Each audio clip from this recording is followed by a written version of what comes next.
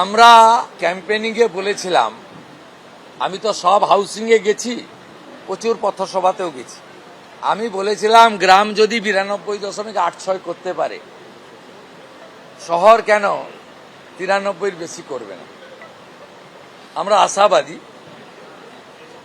এবং সবচেয়ে বড় কথা ভবানীপুরের ক্ষেত্রে বলব, ক্যামেরার সামনে যারা মুখ লুকায় তারা কিন্তু খুলে ক্যামেরার সামনে এবারে বলেছে পদ্ম ফুলে ভোট দিয়ে এলাম, কেউ হিন্দিভাষী বলেছে কমলে ভোট দিয়ে এলাম, অনেকেই বলেছে পরিবর্তনের পক্ষে ভোট দিয়ে এলাম।